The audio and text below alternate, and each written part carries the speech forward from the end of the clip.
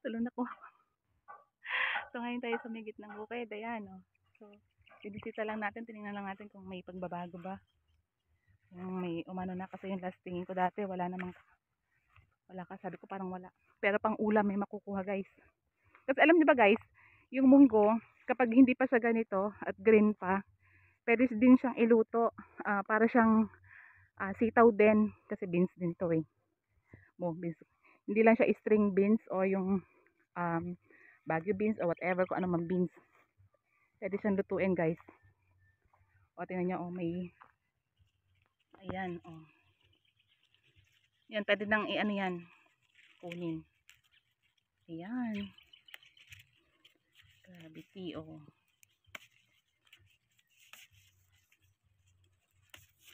Yan yung mga bunga. Yan, ito yung sinasabi ko, guys. Kapag ano, tsaka mapapansin nyo, mabulo to, makate. Kaya pagkakuha nito, dapat maghuhugas ng kamay. Ayan. Diba? Video, ngayong araw, bisitahin natin yung mga, baka sakaling may mga tumubo na. Kung nakita nyo sa last content ko, may mga sabi ako doon, o sa mini vlog ko, mini vlog again, yung may mga hindi tumubo, guys. Hindi tumubo na tanim na munggo. At ngayon, bisitahin natin yun. Pupunta na tayo doon ngayon, guys. Lakad-lakad din tayo. Bali, gantong umaga, maganda yan sa ating katawan kasi yung vitamin D na nakukuha natin sa araw. Kaya, huwag matakot pag mga gantong oras pa lang, mga around 8 or 9. Sabi nga ng mga doktor, hanggang 10 ay maganda ang init ng araw sa ating katawan.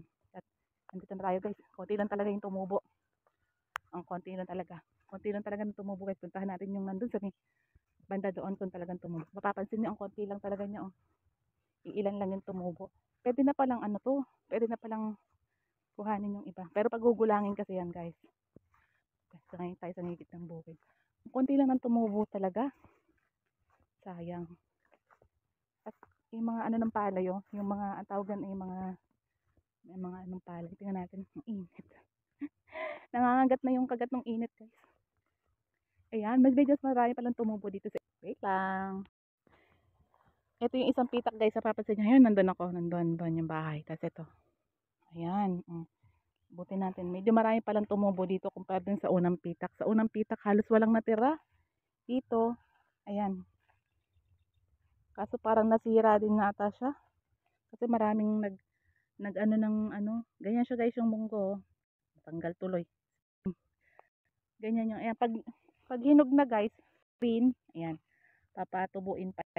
Tapos, pag anihin na siya, ganito na siya, guys. Ayan. Ito na yung magiging munggo. Ayan, ganyan. Pipitasin mo siya ng isa-isang ganyan. May ano rin talaga, guys. May sira. Ayan mo. Marami na din palang mga pwedeng i-ano. Ayan. Ito, pitasin na to, guys. Pag mga ganyan, ayan. Pitasin na yan. Ito na yung pwedeng gawing munggo. Pag nagtanim ka kasi, guys, ng munggo, hindi na to masyadong bantayin. Unlike sa ibang gulay. Ayan, may mga hayop din, guys. Kasi yung mapapansin niyo yung mga dahon. Ayan. May mga sira din. Tapos yung mga bulaklak, oh. Kailangan pala siyang isprayan. Ayan. Pag mga ganito, lalo yan, magiging itim na ito. Pag itim na yung tanim niya, guys, ay yung bunga, hinog na to. Hinog na yan. Binisita lang natin kasi akala namin hindi masyadong tumubo lahat. Yung sa unang pitak lang pala. Ayan. So, tingin ko kailangan palang isa-adjust sa ate ko. Kasi ate ko ang nag-ano nito. Sila ang namuhunan. Kailangan siguro na anuhan to. Sprayan. At saka, ito yung pangalawang. Ito lang spray sa hayop. Para ano. Ayan, ano pala siyang dito. Ayan. Papansin niyo, oh. Marami na siyang bunga. Pag maliliit pa siya, ganyan pa talaga siya, oh. Ganyan lang siya kaliliit, nag-uumpisang magbunga. Pero pag ano, malaki. Siya. Konti pa lang yung naano ko, mainit na kasi.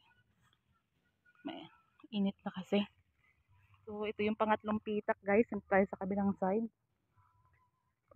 Ilang pitak din kasi to, guys. Bali, ito yung pinagtamnan ng palay. So, natapos na yung palay, kaya ito na muna yung pinalit. Actually guys, dapat dito itatanim sitaw. So wala lang makitang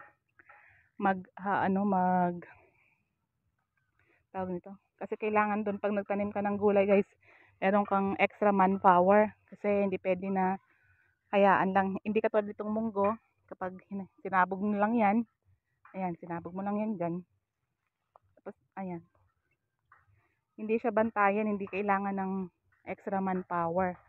Naalala ko nung buhay pa yung tatay ko. Bali, nakadalawang sako kami talaga guys ng pag-harvest ng munggo. Pero hindi siya ganito kadalang. Hindi na rin kasi ito naasikaso eh. Hindi na rin kasing lakas ng katawan ko katulad noon, ang kabataan natin. Aminin natin na pag nagkakaedad na talaga, humihina talaga ang ating mga resistensya. Ayan. Konti talaga yung inani, yung naging konti. Hinayop din kasi siya guys. So, papansin niyo yung mga dahon. May sira yung mga dahon. So may hayop to, kailangan din pala siyang sprayan para magtuloy-tuloy yung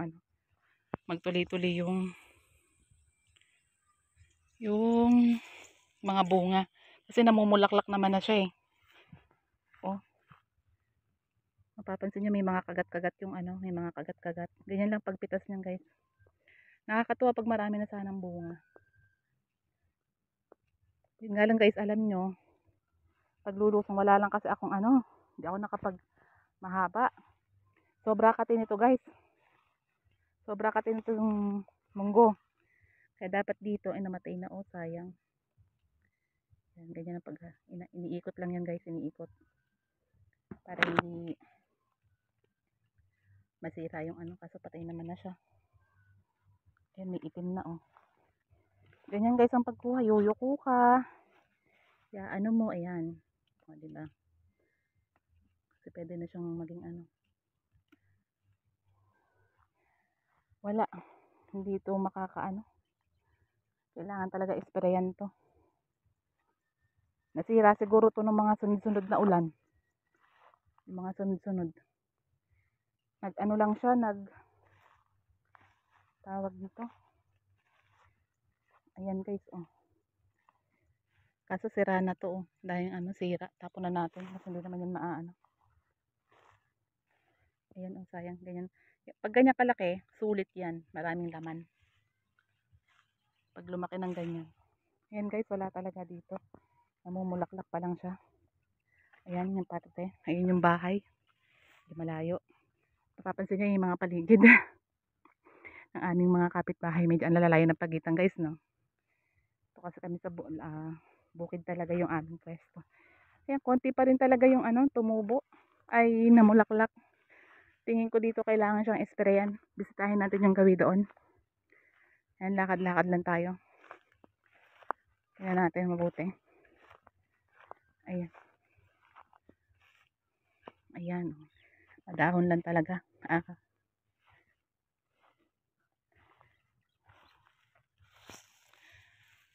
Sana marami rin bunga. Ayan oh.